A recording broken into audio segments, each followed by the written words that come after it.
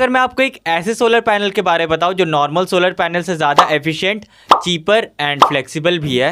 सुनने में तो बहुत अच्छा लगता है, बट इसमें कितनी सच्चाई है वो हम जानेंगे इस वीडियो में। एंड क्या ये एक गेम चेंजर साबित हो सकता है सोलर पैनल की टेक्नोलॉजी में, या फिर ये भी एक ओवरहाइप्ड प्रोडक्ट है।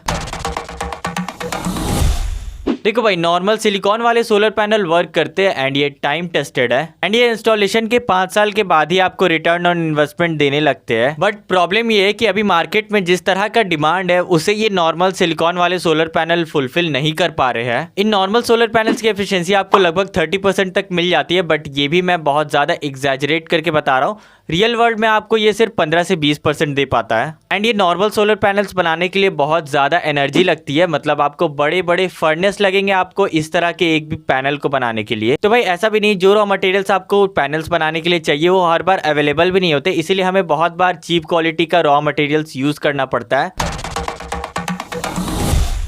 ये एक ऐसा मटेरियल है जिसमें एक स्पेशल क्रिस्टल स्ट्रक्चर पाया जाता है जिसका केमिकल फॉर्मूला होता है AbX3। एंड भाई अब तुम लोग केमिस्ट्री सुन करके भाग मत जाना, क्योंकि मुझे पता है कि तुम्हारी केमिस्ट्री से फटती है ना।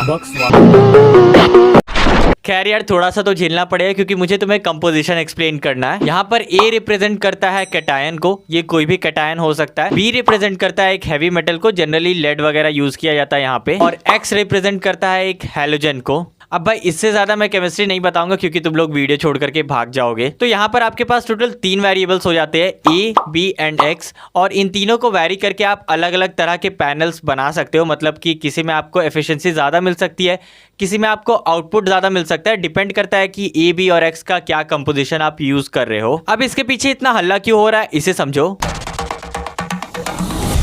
ये एक ऐसा सोलर पैनल्स है जो लाइट के सभी स्पेक्ट्रम्स को एब्जॉर्ब कर सकता है। Generally normal solar panels light के सिर्फ एक ही स्पेक्ट्रम को एब्जॉर्ब करते हैं एंड बाकियों को वो रिफ्लेक्ट कर देते हैं, जिसकी वजह से उनका आउटपुट काफी कम रहता है in comparison with perovskite solar panel. But perovskite panels light के सभी स्पेक्ट्रम्स को एब्जॉर्ब कर सकते हैं। डिपेंड करता है कि आप उसके A, B एंड X की वैल्यू को कैसे ट्यून करते हो, इसीलिए इसकी overall efficiency and output normal solar panel से ज्यादा होती है। यही रीजन है कि सब लोग इसके पीछे इतना ज्यादा पागल हुए पड़े हुए हैं। सेकंड रीजन ये है कि इसकी मैन्युफैक्चरिंग काफी ज्यादा ईजी हो सकती है। आप इसे लिटरली प्रिंट कर सकते हो एक ग्लास या फिर प्लास्टिक शीट पर, एंड इसका रिटर्न ऑन इन्वेस्टमेंट आपका कुछ सालों में नहीं कुछ महीनों में आने लगता है। इसका manufacturing cost normal solar panel से काफी कम आता है एंड ये नॉर्मल सोलर पैनल के कंपैरिजन में ज्यादा एफिशिएंट एंड फ्लेक्सिबल भी होता है। ये सारी बातें सुनकर तुम्हें लग रहा हो कि हाँ भाई ये तो बहुत अच्छी चीज है, बट अब आते हम लोग रियलिटी पे।